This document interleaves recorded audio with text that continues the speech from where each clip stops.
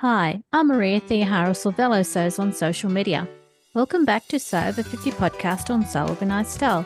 Grab a cuppa and relax with us. Well, one, it really helps me neurologically. We've done lots of research with my nurse, and it really helps my brain health to be thinking of things that I wouldn't normally think of. So it's actually created neural pathways for me. So it is a medicine, it is actually a proven therapy, and it keeps my mind active. So that part of it is good. That's Yvonne, known as the Wheelie Stitcher on Instagram and on her blog. She spent some time today discussing how helpful the hashtag Sewn, Shown, Seated is for her and many more people than we realised. Many thanks to the Patreon supporters of Sew Organised Style podcast. I really appreciate the fact that you help me each month make sure that I can bring this podcast to many more listeners. Thanks again for 2024. Thanks for joining us on Sew Over 50 podcast on Sew Organised Style. Sew Over 50 intersects with all communities. We're a community that is so over ageism. How are you, Yvonne? I'm good, thank you. How are you? I'm good. Oh, I love the back behind you with all of the colour of the stitches of the thread. It's all my cottons, yeah. I like to be a bit more organised. Everything's to hand. It's only because my short-term memory sometimes on a bad day can be shocking.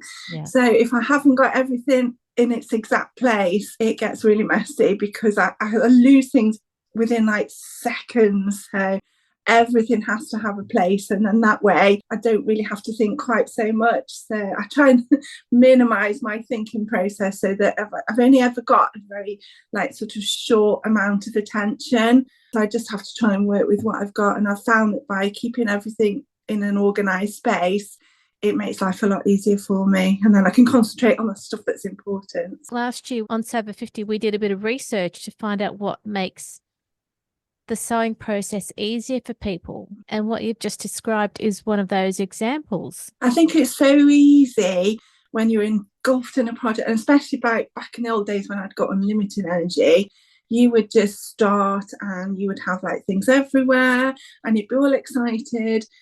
But then it's really hard to be properly creative when you've got things everywhere, because then you do lose things just by the sheer nature of the mess that you're in. So one of the things that I have to do is be very, very controlled about everything. If I make a cup of tea, for instance, I have a set routine because I don't remember which cup I've put the sugar in for my husband, and I don't remember whether I've already done it or whether I haven't. I mean, some days I'm absolutely fine, but on a bad day, my short-term memory is very, very short.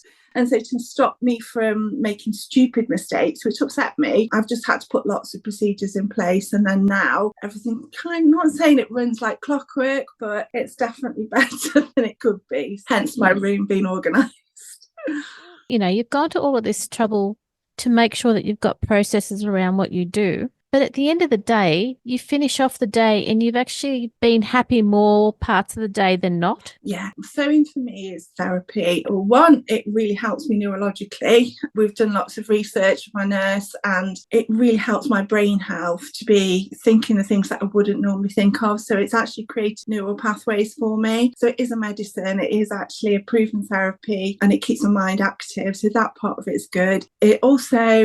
It's something I enjoy. So it's good for my mental health in that respect. But then also it gives me a sense of worth, because I had to stop working and I was always very driven, always very, very in control, until that's suddenly taken away from you and to have no focus. And for a long time, I couldn't leave the house. And so sewing has given me my life back, and it's given me a window into the world in a way, because even on a bad day, I can still talk to people. It's expanded my life. I mean, I've always loved sewing, but now it's even more important to me. So it reflects in the photos that you post on Instagram as to how much care and planning you put into every piece that you show. It's really wonderful to see what you do. Oh, thank you so much. Mainly, I think, because I'm a Minerva ambassador, a lot of the things that I sew with are their fabrics. And I'm always very conscious that I want to try and do the best job I can for them, because they're beautiful fabrics. I just want to show them off to the best advantage. So I'm always very conscious that I need to try and get my poor husband, who's so long hot, he's got it down to a fine art now, bless him. We can do it quite quickly. And I'll be just like, love any more photos. And he's like, yeah, come on then. But I've dragged him into my sewing world because he's not interested in sewing. He really isn't. But he's had to learn lots about it because he does all my cutting out for me. I have to talk through a project with him now just to make sure when I'm ordering fabric and notions that I'm doing it properly. Because on a bad day, I think, yeah, I've done that right. And actually, now I've done it completely wrong. So I need him to check things for me. So without him, sewing would be very, very difficult, really difficult. And bless him, I drag him along. I mean, I've dragged my son along to events as well. So it's kind of a family affair now. So when you went to the Minerva celebration last year, who was your companion? Yeah, my husband actually drove me to Manchester and dropped me there with my son, and my son came, and he absolutely loved it. I was so worried because he's not into sewing, but he does love fashion, and he looked after me so well for the day, and he really enjoyed it, and he enjoyed meeting everybody, and he wasn't bored. I really thought that he'd be bored, whereas I know my husband would have been absolutely bored senseless.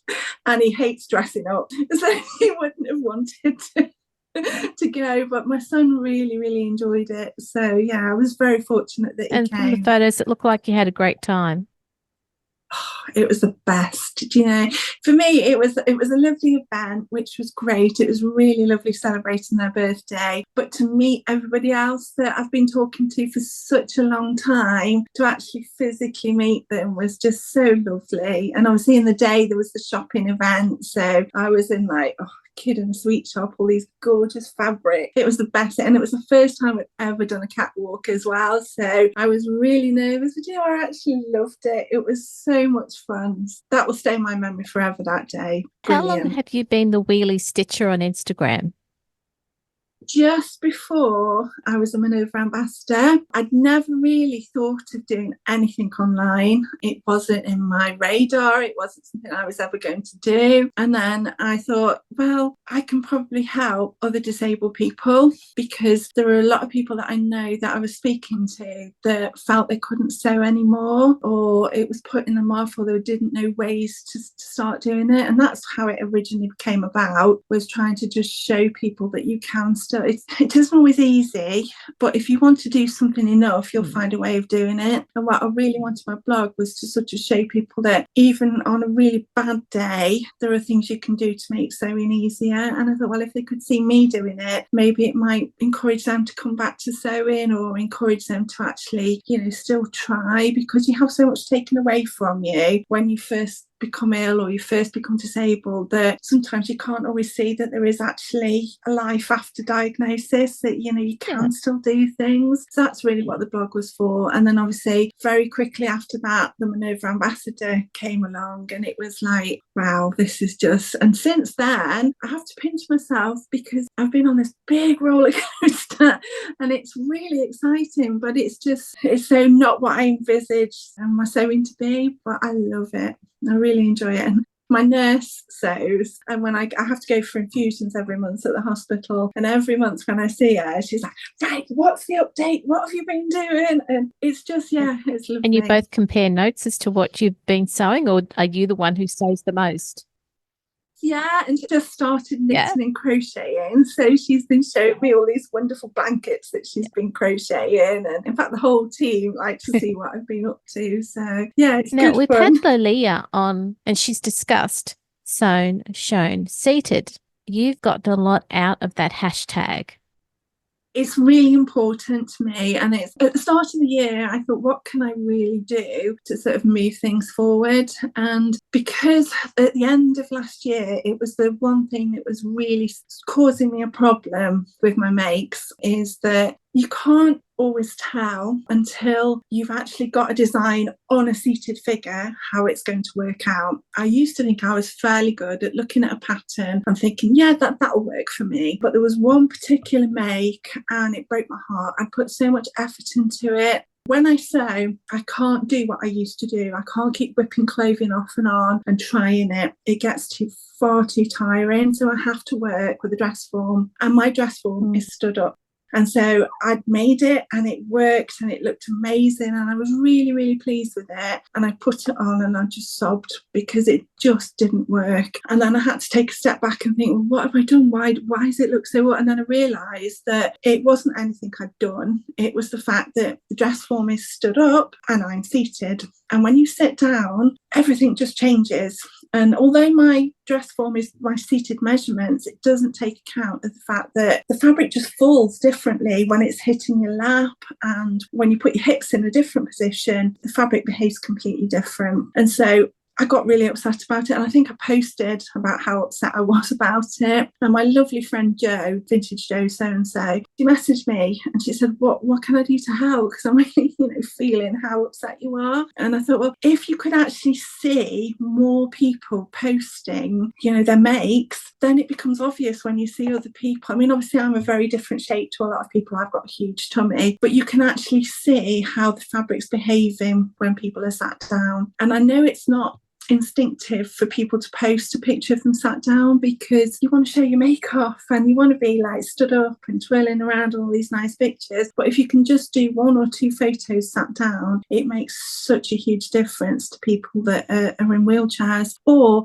I've realised as well, people that work in offices that are sat down a lot of the day that still want to look presentable. So it's probably not just the disabled community, it's going to help other sewers as well. And having that hashtag, it kind of identifies those posts. And if people can put their make and then put shown seated at the end of the make, then if a disabled person or somebody wants to check out a seated position can actually look at that make and say, yes, that's the seated pictures of that make. Yes, it's going to work for me, or no, it isn't. Then it stops that heartache, because it's so demoralising when you've put everything into a make only to find that it really doesn't work for you, and then you end up having to try and hack it to try and make it work. So that's why I'm so passionate about that hashtag. I really, really feel that if we can encourage people to do that, it'll just make sewing a lot easier for a lot of people. So that's kind of why I've grabbed at that hashtag. But it's that one and the shown seated after the actual pattern really that makes the difference, because it's easy to find them. Because that way, if somebody is really wanting to make a particular pattern and they put that in, instantly they can see all the photos that anybody's ever posted for that make seated, so they'll be able to see it from different angles and different fabrics, and it just makes it so much easier. I know that's something that Minerva ask their ambassadors to do, but it isn't something that is widely out there in the sewing community. But I'd like to try and encourage people to do it, because if they could understand the difference it makes, and it will probably make it much easier as well if they're about to make something and they are sat down a lot, they'll actually be able to see what the make looks sat down. Because let's face it, if you make something and you're sat down a lot, you want people to see you sat down looking just as glamorous as you do when you stood up. I think it will help a lot of people, not just the disabled community. I agree with you. There's a lot of times when people work in an office situation or even a working from home situation, and you have to look good seated. So why not? Yeah. And also, I think you don't maybe test out your make when you're sat down. So if you are going to be sat down a lot of the time, it's not always going to be so comfortable when you're sat down as it is when you're stood up in front of the mirror. So to see how that dress is fitting you when you're sat down, or your trousers, it's important. So I just would like people to just be aware, because I think a lot of people don't even think about it. It's not even on their radar. And maybe once they've realised the importance of it and how beneficial it is, they'll start using it more. Well, that's what I'm hoping anyway. A couple of years ago, when people started using the hashtag Sewn, shown, seated, there was a change in Instagram where people were doing that. But I think that's fallen away. Now's a really good time just to remind people to use sewn, shown, seated as a hashtag. Yeah, it is so important and it's so beneficial. Hashtags have trends, and I think once something starts trending, people start picking up on it, but then it's a matter of keeping that impetus going, just getting people into the habit of when they post to actually post seated pictures as well.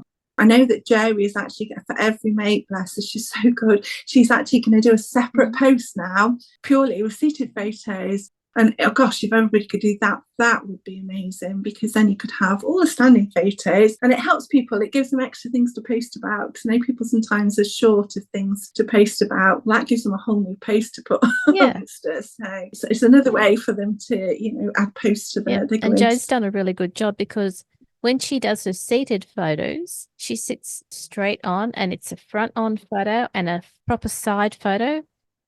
That is the most beneficial, because she asked me, she said, how do you want me sat? What is the best thing? And ideally, it's not how I post, because it's not easy for me to keep getting in and out of my wheelchair. And on a bad day, it's hard for me to sit straight on a stool. It's very painful. So I tend not to post like that. I do often do a video where I'm turning around so that people can actually see my make from different angles. But that's kind of my contribution. I can't do what I really would like able sewers to do. And really, for an able sewer, if they could post on a chair that hasn't got a back or a side, or they're sitting so you can actually see the fabric, if you can have a photo from the front and from the side, and even if you can have them from the back, that is so beneficial, because you're actually, as a sewer, then able to see exactly how that fabric is working on the body from all the different angles. But I know that's a very big ask for people.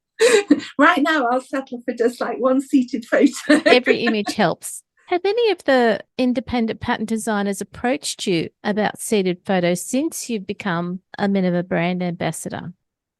Minerva have been incredibly supportive, and they're just starting on their pattern journey, and they are very committed to making sure that they have seated photos. The other company that are very supportive are Cashmerette. They've always supported wanting wheelchair photos. So I think for me, they're the two pattern companies that really are the most sort of flexible and encouraging and encompassing. Oh, thank you for letting us know. And hopefully more independent pattern designers might decide to at least show a few of their patterns in a seated position.